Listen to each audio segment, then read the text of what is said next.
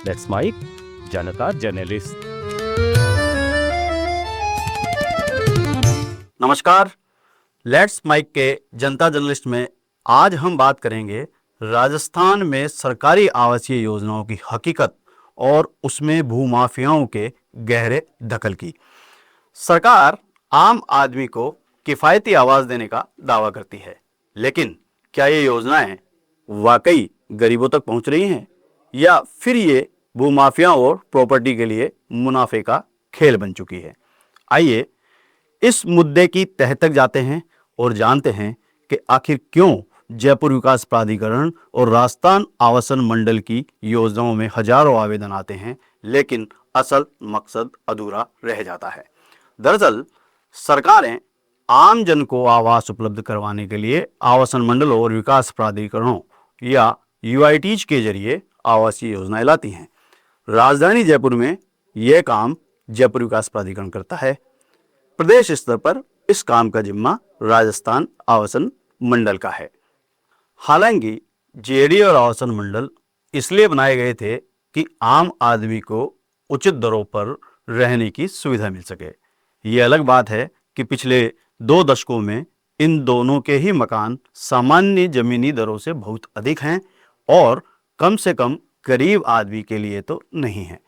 JDA के जयपुर से करीब 30 से 40 किलोमीटर की परिधि में अपनी रिजर्व प्राइस इतनी कर दी है कि इन इलाकों में निजी स्तर पर जमीन खरीदकर मकान बना ले, इतना पैसा तो जेडीए की निर्धारित रिजर्व प्राइस में जमीन का ही हो जाता है। उदाहरण के लिए जयपुर शहर से करीब 20 किलोमीटर की दूरी पर आगरा रोड के नायला को रखा जा सकता है, जहां पर जेडीए की रिजर्व प्राइस करीब 12,000 रुपये वर्ग मीटर है और निजी डेवलपर वहां पर अभी भी 6 से 7,000 रुपये वर्ग गज पर जमीन दे रहे हैं। ये हालात राजस्थान आवासन मंडल की योजनाओं में भी इसी प्रकार के हैं। अब सवाल ये है कि इसके बावजूद जेडीए और राजस्थान आवासन मंडल की आवासीय योजनाओं को लेकर इतना उत्साह लोगों में क्यों रहता है? जितने भूखंड या मकान होते हैं उससे कई 100 गुना आवेदन इसमें किए जाते हैं। मोटे तौर पर 2 बातें इसमें सामने आती है। एक तो सरकारी योजनाओं के प्रति लोगों का विश्वास है कि इसमें ठगी होने की नौबत नहीं होगी, और दूसरा कमाई का पूरा चांस कि यदि ले भी नहीं पाए तो आवंटन होने पर ब्लैक में बेच देंगे। यही कारण है कि जेडीए और राजस्थान आवासन मंडल के मूल आवंटी तो योजना में 10% भी नहीं रहते और 90% आवंटन के समय ही बेच दिए जाते हैं। आइए पहले जानते हैं जेडीए और हाउसिंग बोर्ड ने कौन सी योजनाएं लॉन्च की और उनमें क्या फीचर्स रहे। पिछले दिनों जेडीए और आवासन मंडल ने कई आवासीय योजनाएं लॉन्च की हैं। इसी वर्ष कुल 8 आवासीय योजनाएं लॉन्च की गई हैं, जिसमें जेडीए की 3 और राजस्थान आवासन मंडल की 5 योजनाएं शामिल हैं। जेडीए ने 12 मई को जयपुर और आसपास के क्षेत्रों में 3 आवासीय योजनाएं लॉन्च की। इन योजनाओं में कुल 765 भूखंड शामिल हैं, जिनका आवंटन ऑनलाइन लॉटरी से आज हो गया है। इसमें बस्सी क्षेत्र में गंगा विहार के भूखंडों की रिजर्व प्राइस 11,000 से 15,000 रुपये प्रति वर्ग मीटर है। इस योजना में जेडीए का निर्माण और भूखंडों के डिमार्केशन के लिए 15 करोड़ रुपए का बजट रखा गया है। कवरेज क्षेत्र को 40% से बढ़ाकर 50% किया गया है और 10,000 वर्ग मीटर छोटे भूखंड पर ग्रीन बिल्डिंग बनाने का एक्स्ट्रा बिल्डिंग एरिया रेशो का लाभ भी दिया जाएगा। जयपुर से करीब 35 किलोमीटर दूर चाकसू में यमुना विहार नाम से दूसरी योजना लॉन्च की गई है। इसमें भूखंडों की आरक्षित दर वही 11 से 15,000 रुपये के वर्ग मीटर के बीच में रखी गई है। योजना में आधुनिक सुविधाएं जैसे सड़क, जल निकासी और ग्रीन एरिया पर पूरा ध्यान दिया गया है, पूरा फोकस रखा गया है। इसी प्रकार सरस्वती विहार के नाम से सीकर रोड पर दौलतपुरा टोल प्लाजा के पास एक योजना बनाई गई है। इसमें भी 765 प्लॉट्स शामिल हैं, जिसमें आरक्षित दरें यानी कि रिजर्व प्राइस अन्य योजनाओं की तरह ही समान रखी गई हैं। इसमें निर्माण कार्य शुरू हो चुका है और जेडीए ने सड़कों, डिमार्केशन और अन्य इंफ्रास्ट्रक्चर के लिए यहाँ भी 15 करोड़ रुपए स्वीकृत किए हैं। तीनों योजनाओं में करीब 765 भूखंडों के लिए करीब 76,462 आवेदन प्राप्त हुए हैं।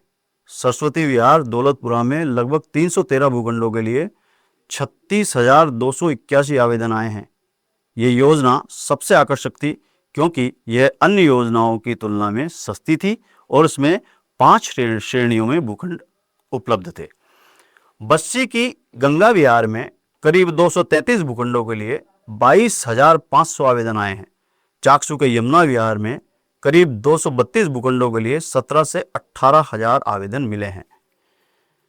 अब बात करते हैं हाउसिंग बोर्ड की योजनाओं की। बोर्ड ने 12 मई को जयपुर, बारां, बूंदी और धौलपुर में 5 आवासीय योजनाएं लॉन्च की। इन योजनाओं में कुल 427 मकान या फ्लैट्स शामिल हैं जो विभिन्न आय वर्गों के लिए जैसे EWS, LIG, MIG और HIG के लिए होते हैं, वैसा इसमें है। इसमें जयपुर के प्रताप नगर में गंगा अपार्टमेंट फेज 2 को सेल्फ फाइनेंस स्कीम में रखा गया है, जिसमें उच्च आय वर्ग के लिए 80 फ्लैट्स बनाए जाएंगे। प्रत्येक फ्लैट का क्षेत्रफल 162.59 वर्ग मीटर है और अनुमानित लागत 61,20,000 रुपये है। योजना में डबल पार्किंग और ग्रीन एरिया शामिल है। इसी प्रकार मानसरोवर जयपुर में गुलमोहर अपार्टमेंट उच्च और मध्यम आय वर्ग के लिए है, जिसमें कुल 160 फ्लैट्स हैं। 100 फ्लैट्स 157 वर्ग मीटर और 60 फ्लैट 154 वर्ग मीटर के बनेंगे। मानसरोवर जयपुर के गुलमोहर अपार्टमेंट उच्च और मध्यम आय वर्ग के लिए है, जिसमें कुल 160 फ्लैट्स हैं। 100 फ्लैट्स 157 वर्ग मीटर और 60 फ्लैट्स 154 वर्ग मीटर के बनेंगे। इसकी अनुमानित लागत 92,10,000 रुपये और 90,40,000 रुपये है। इस योजना में पहली बार मध्यम आय वर्ग के लिए डबल पार्किंग और स्विमिंग पूल जैसी आधुनिक सुविधाएं दी जा रही है। बारां जिले के गजनपुरा आवासीय योजना में विशिष्ट पंजीकरण योजना के तहत विभिन्न श्रेणियों के 52 मकान बनाए जाएंगे। बूंदी के लाखेरी में 102 मकान विभिन्न आय वर्ग के होंगे। धौलपुर के बाड़ी रोड पर विशिष्ट पंजीकरण योजना के तहत 13 स्वतंत्र आवास बनाए जाएंगे। राजस्थान आवासन मंडल जयपुर, कोटा, उदयपुर, बाड़मेर, हनुमानगढ़, जैसलमेर और नीमराणा में नई योजनाएं लॉन्च करने की और तैयारी में है। इनमें से कुछ योजनाओं के मानचित्रों को अनुमोदित भी किया जा चुका है। टोंक के सेवारामपुरा में 5,229 भूखंडों की योजना है। उदयपुर के देवाली में 200 आवासीय और 7 मिश्रित भू उपयोग के भूखंड हैं। जयपुर के मानसरोवर में शिप्रा पथ और सूर्य मार्ग में भी 2 नई योजनाएं लॉन्च करने की तैयारी चल रही है। प्रताप नगर सेक्टर 25 में 50 फ्लैट्स की एक योजना पर और काम चल रहा है। इन योजनाओं का पूरा राउंडअप जान लेने के बाद अब आइए आपको बताते हैं कैसे इन योजनाओं में भू माफियाओं का बोलबाला होता है। दरअसल इतनी संख्या में आवेदन आने का एक कारण ये भी है कि प्रॉपर्टी का काम करने वाले लोग अलग अलग नामों से कई कई आवेदन एक योजना में करते हैं। अमूमन एक संभावना रहती है कि लॉटरी में एक योजना में कम से कम एक तो खुलेगी। दूसरा सबसे बड़ा कारण यह है कि जैसे ही योजना की लॉटरी होती है वैसे ही जेडीए और हाउसिंग बोर्ड में सांठगांठ करके आवंटियों के एड्रेस हासिल कर लिए जाते हैं और फिर उनसे संपर्क करके। दूसरा सबसे बड़ा कारण यह है कि जैसे ही योजना की लॉटरी होती है वैसे ही जेडीए और हाउसिंग बोर्ड से सांठगांठ करके आवंटियों के एड्रेस हासिल कर लिए जाते हैं और फिर उनसे संपर्क करके उनसे कुछ अधिक दाम देकर प्रॉपर्टी का व्यवसाय करने वाले लोग भूखंड या मकान खरीद लेते हैं। सिर्फ आवेदन के समय पैसा लगाकर ही आवंटी को 40 से 50,000 रुपए की एक्स्ट्रा इनकम हो जाती है। यही कारण है कि इन योजनाओं में अधिकांश भूखंड या मकान बिक जाते हैं। प्रॉपर्टी का बिजनेस करने वाले लोग कुछ दिन अपने इस इन्वेस्टमेंट को रोककर साल या 6 माह बाद उनको अच्छे दामों पर बेच देते हैं, क्योंकि इन योजनाओं में निजी डेवलपर की योजनाओं से इतर बहुत तेजी से विकास होता है। अच्छी सड़कें, पार्क और सीवर जैसी सुविधाएं डेवलप हो जाती है, इससे इनके दाम बहुत तेजी से बढ़ते हैं। तो दोस्तों, ये थी राजस्थान की सरकारी आवासीय योजनाओं की असल तस्वीर, जहां आम आदमी के लिए घर का सपना अभी दूर की कौड़ी बना हुआ है। भूमाफियाओं और प्रॉपर्टी डीलरों की सांठगांठ से इन योजनाओं को निवेश का खेल बना दिया गया है। सवाल यह है कि क्या सरकार इस पर लगाम लगा पाएगी और क्या कभी इन योजनाओं का लाभ वाकई जरूरतमंदों तक पहुंचेगा? आप अपनी राय हमें जरूर बताएं। लेट्स माइक के जनता जर्नलिस्ट में आज के लिए इतना ही। जुड़े रहिए लेट्स माइक के साथ। नमस्कार। आप सुन रहे थे let's mike more than radio. Follow कीजिए हमें हमारे सोशल मीडिया प्लेटफॉर्म्स पर। It's time for news. It's time for more than radio. Presenting the first radio news app, Let's Mic. Let's Mic, a news-based app on your phone where you get to watch and listen news, talk shows, interviews, radio show podcasts. On Let's Mic, you get all relevant information of TV, print, radio, podcast, and digital. Let's Mic talks about every segment of life.